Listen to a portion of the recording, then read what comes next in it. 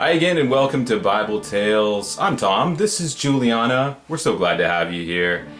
In the days of King Ahab, a great wickedness spread through the land of Israel. And at the center of this era of wickedness was Ahab's own wife, a witch named Jezebel, daughter of Baal, king of the pagan land of Tyre. It was in the mid-9th century BCE when Jezebel, who married the Israelite Ahab, began seducing the land of God's people into the worship of false gods.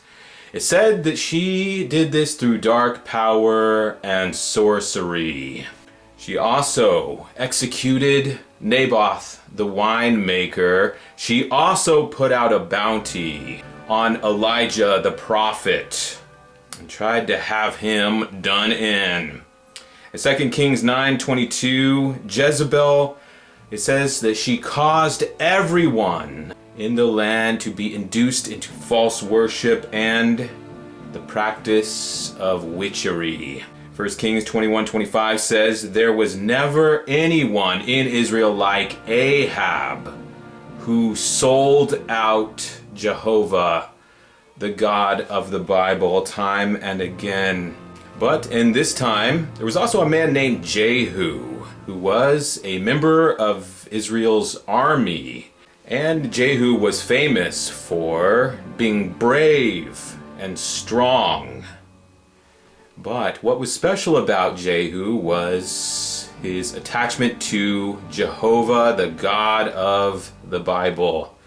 He was loyal to him during a time of widespread corruption. And the day finally came when Jehovah God decided that he was going to turn this snow globe upside down. And Jehu would be his chosen instrument to set things right once again. And so Jehovah God sent a messenger through his prophet to visit the army camp where Jehu was stationed. Well, this messenger walked in with a jar of oil and said, "This is what the Lord God has said. I anoint you, Jehu, as the new king of Israel. Furthermore, you must destroy the house of Ahab." And after the messenger left, Jehu's fellow soldiers that were in the camp around him said, "What did he want?" And he told them that he had been anointed as the new king of Israel. And the soldiers, who no doubt were sick of the wickedness in their land, celebrated. And that he had been ordered by God to wipe out the house of Ahab because they were bad eggs. And so Jehu and his men climbed up into their war chariots and they rode toward Jezreel, which housed the people of Ahab. Ahab himself had actually been killed by this point by a random arrow that was flying through the air. You see, Ahab was kind of a strange guy. It says that half the time he was being induced into idolatry by his wicked wife, and then the other half of the time he was repenting. Every time Jehovah sent a messenger to warn him, he repented and turned around and then went right back to his wicked wife and did the same thing over again. I think all of us have known people like that who are sinners on Saturday and saints on Sunday. Well, it gets old, doesn't it? If you've known somebody that's a complete and total hypocrite like that and they go back and forth. Well, the thing about God is there's only so many times that you can jump on both sides of the blackjack table before God walks away from the table. 2 Corinthians 6:14 says that light has no fellowship with darkness. You can't try to sandwich the two together for very long. That sandwich will fall apart. Revelation 3:16 says, because you are neither cold nor hot, I will spit you out of my mouth. It's interesting on Bible Gateway, the connotation that is added to this verse says that lukewarm signifies being spiritually useless, and that to spit out means to reject with disgust. Yes, God feels disgust at people who are lukewarm in his presence. God has a disgust for spiritual uselessness. I want to be clear, this doesn't mean somebody on crutches or something like that. It's useless in the spiritual sense of the word. A man has one foot with God and one foot in Satan's world. This reminds me of Judas. A lot of people say, what went wrong with Judas? I have my own theories about that. I think Judas attempted to sit at the table of God and also partake at the table of demons. We know that he had a love of money. My theory is based on Jesus' own words at Luke 22 verse 31. Behold, Satan has demanded to have you men. If you're somebody that is going to give part of who you are to Satan, you're going to give part of your attention to Satan, at some point God will say, just throw him the whole bouquet. Shortly before his death, Ahab consulted with the Yahwists who were in his court. Yahwism was one of the popular religions of the time. It sounds nice, doesn't it? It sounds like the worship of Yahweh, Jehovah. It was a superficial religion that used the name of God on the surface, and then beneath it was corruption, uselessness, worthlessness, contamination. And this may remind you in our day of people who name drop Jesus. It could be a clergy person, it could be a motivational speaker. We've seen inauthentic people in our day who use the name Jesus to add a feeling of authenticity to what they're talking about. Below that is just their own personal garbage. Well, is something that happened in Bible times too. It was called Yahwism, where they gave people that feeling that they had God in the message, and they would spice it with the name Jehovah. By the way, there's a parallel today. I and Juliana were in an organization of people that did the same thing. And today, even academics call them the Jehovists. We're not the first people to recognize the parallel with the Yahwists of Bible times. And these are people who use the name of God. They frost that cake with the name Jehovah. This organization, when they did things like make predictions using the name Jehovah. It's like jangling car keys in front of a baby. They say everything they do, say, don't forget the holy name. And they would use that for famously false predictions. What they would do, and they always dressed it up with the name Jehovah. Well, this happened in Bible times too. They say that God was married to Asherah, one of the false gods, and they gave the window dressing of God's holy name. And they made predictions in God's holy name. What was this worth, though? Jehovah God sent a number of messengers to Ahab telling him to repent, and in the end he sent one final messenger, Malachiah, not to be confused with Malachi from a different setting in the Bible, but he sent one last messenger to Ahab and his court of Yahwists and said, if you want to believe them, go for it. This is Jehovah walking away from the table. These Yahwists told Ahab that he would triumph at the upcoming battle of Ramoth Gilead. Assured him that he would be victorious. Well, he rode out to the battleground, and the first thing that happened was an arrow flew through the air and killed him. And that was the end of Ahab's story. And his son Jehoram took over as king after that. But that would also be short-lived because Jehovah had pulled the plug on this. Romans 1:28 says they reprobated the knowledge of God so that he gave them up to a reprobated mind. If God keeps extending his hand to you over and over again and you wave him off At some point, God will walk away from you. That day will come where he gives you over to your own reprobate mind. And you will be alone, separated from God in the consuming flames of Satan. We are all surrounded by the flames of Satan's system of things.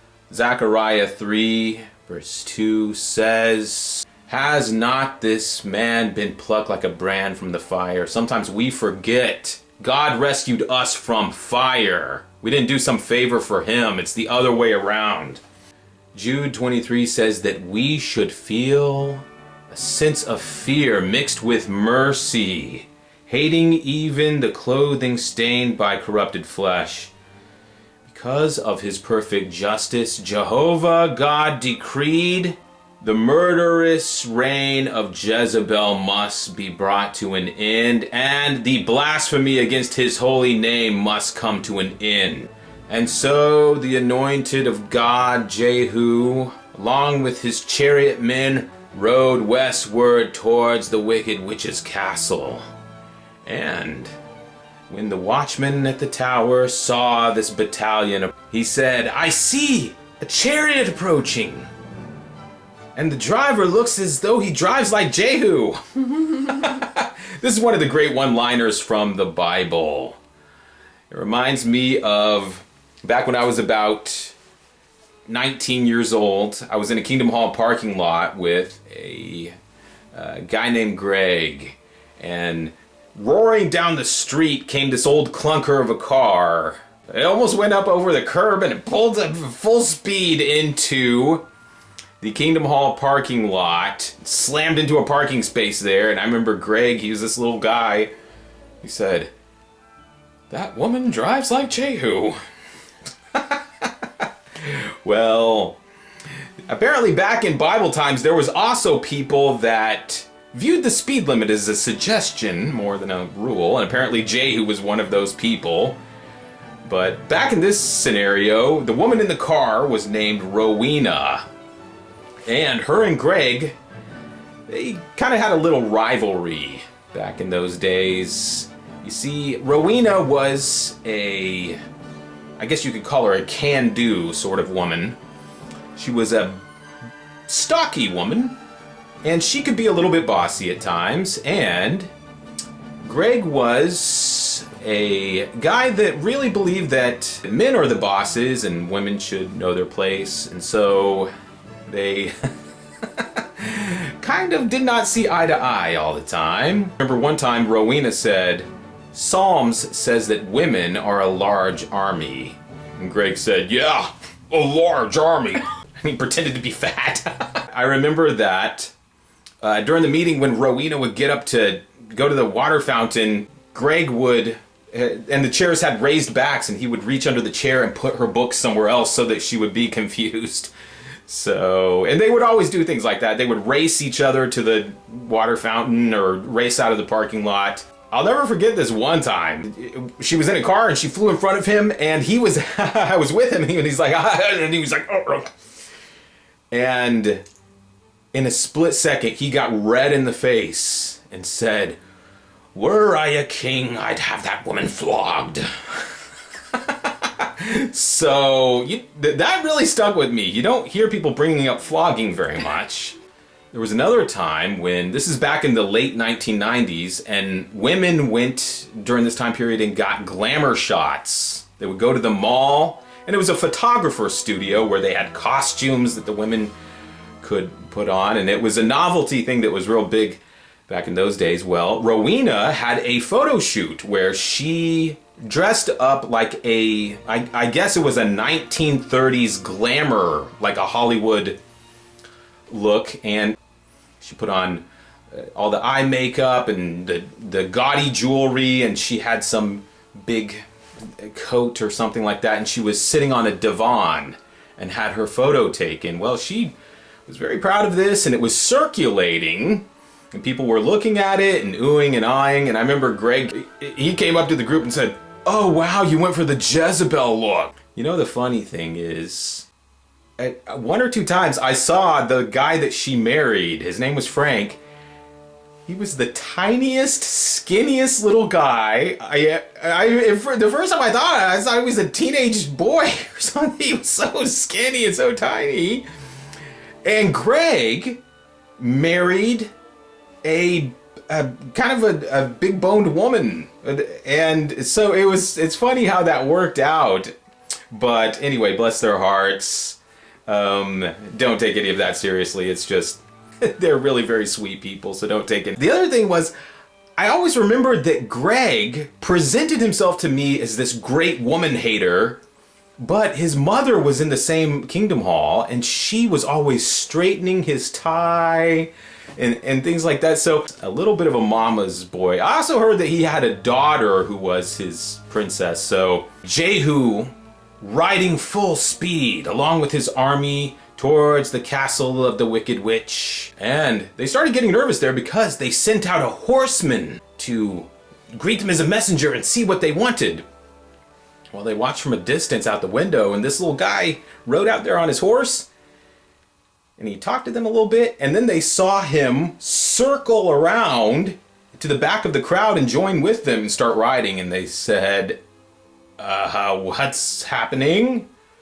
Well, anyway, Jezebel's son, Jehoram, got on a horse and rode out. And he rode up to him and said, "Is there peace, Jehu?" Or in our modern language, he was saying, "We're good, right?" You see, up to this point, Jehu had always been subservient to the ruling class because Jehu was a law-abiding person. And although the ruling class of this time was evil, Jehu was a man who followed the rules. Well, God said those days are over. Jehu said in reply, "How can there be peace when the witchcraft of your mother abounds?"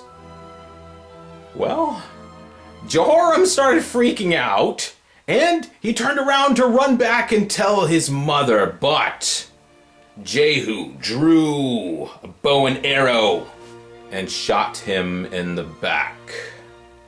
That's right, when God is done with you, it's not pretty. Jehu told his men to throw Jehoram's corpse in the field of Naboth.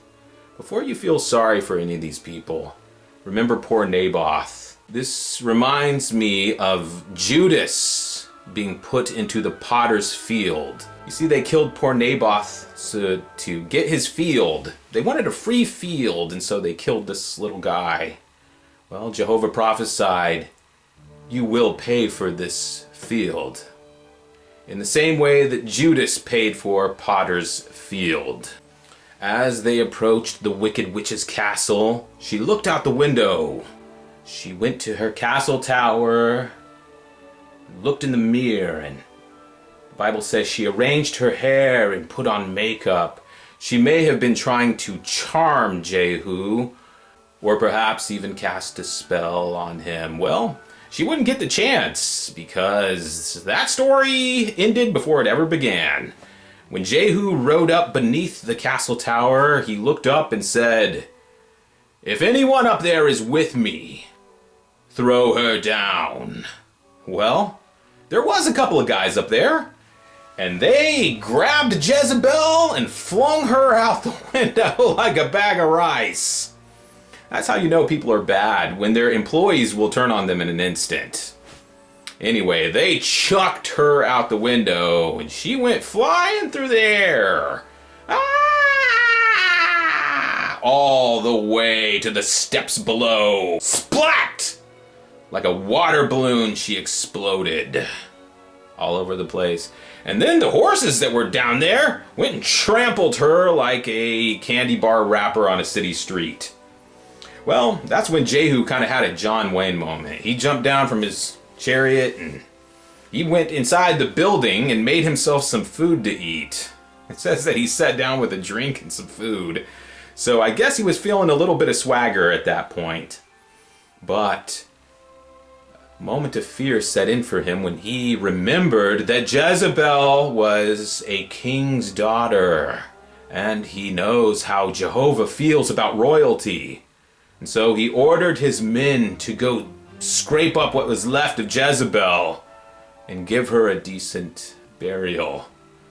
Well, that was not possible because a pack of wild dogs had come along and eaten Jezebel's remains to where only a few bones remained.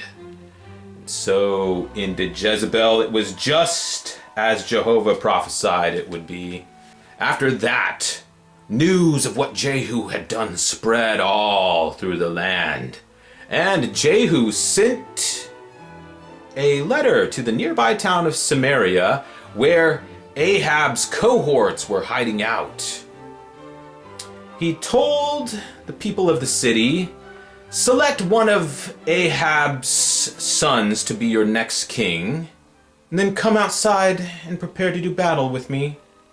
Well, those people said, thanks but no thanks. And instead, they rounded up all of Ahab's consortium and executed them, the people themselves. They chopped their heads off. And then they sent Jehu a basket full of the heads. And Jehu ordered that their skulls be piled at the city gates, so that all will know not a word Jehovah spoke against Ahab will fail. Well, after that, Jehu was riding his chariot down the road one day and saw a man standing there.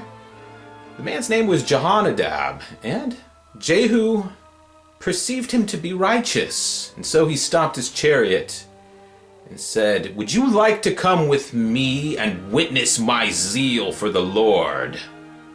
He extended his hand and lifted him up into the chariot with him.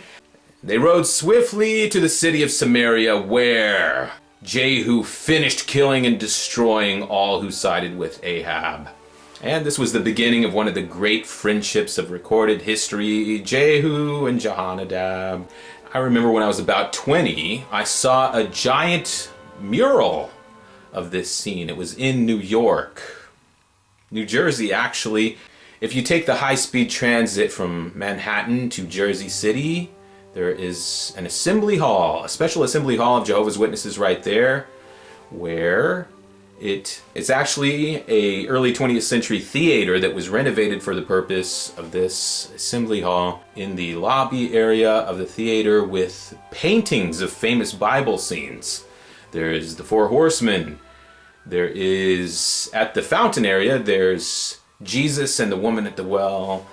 There is an archway that has a large painting of Jehu lifting Jehonadab into his chariot. I was among the earliest of the people to, when the theater was reopened, I was one of the first people there to witness this. I remember the theater was still empty. There was fresh carpet. You could still smell the fresh paint. And I remember standing there, and Jehonadab, they even made postcards of it somewhere. These collectible cards of, there was the Jehu and Jehonadab chariot scene, and there was another one that had, I presume it's Jehu, there's a man with a golden helmet, and he's racing towards the battle with a yellow flag that says Jehovah. Well, anyway, Jehu and his new friend Jehonadab rode towards the temple of Baal, where a grand celebration was happening in honor of the Philistine demon god Baal.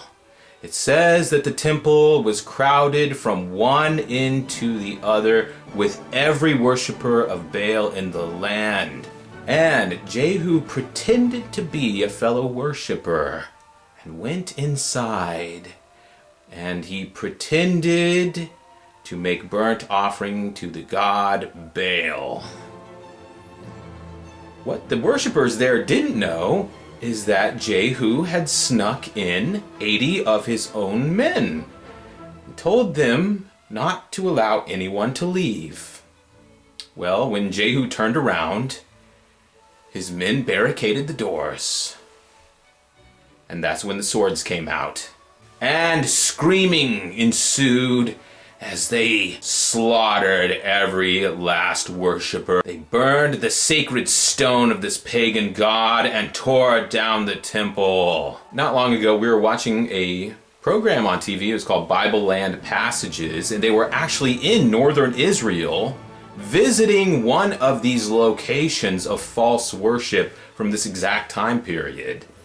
And it was absolutely fascinating to see the ruins of this temple. Of course, the roof is gone, but you could still see the floor plan. Parts of the walls were still there. They also had little statues that were found there, and also a sacred stone that had been broken. There's actually multiple locations throughout Israel of false worship from this era. If you wonder, are these stories from the Bible real? They almost sound like fairy tales. Well, they do sound like fairy tales. And they are also real. The Yahwists of this age, the false religion, is verified to exist. They have many items of antiquity created by these wicked false worshippers that have been found. More than one of these, and found the bones of the victims of these evil gods. Jehu has also been verified to exist in history. He appears in the Assyrian item that is known as the Black Obelisk. It was found by archaeologists. And there's actually a picture of him. It shows King Jehu on his knees kissing the ground before the Assyrian king. Well, of course they were his enemies, so of course they're going to draw something like that. I don't think that happened, but there is also the Tel Dan stele, which is very interesting because in this item of antiquity, also from 9th century Syria, the king of Damascus claims to have killed Jehoram. Now remember, it was Jehu who killed Jehoram, but the scriptures say that this happened right after Jehoram left a battle where he was fighting against the Syrians, and he had a light injury that was not serious, but he departed from there. Well, after these pagan people heard that Jehoram was dead, they probably assumed that he had died from the battle. Jezebel, the Phoenician writer, Menander of Ephesus, records the history of her father Ithobaal and her brother Baal-Esser. Her great niece Dido founded the famous city of Carthage.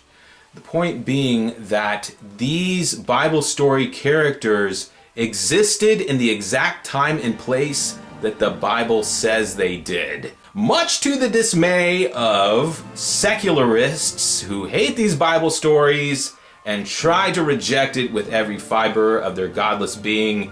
And yet, it's like a reverse house of cards, where they're trying to pull the cards out, but God is super gluing the cards into place. I don't know if that's a very good illustration.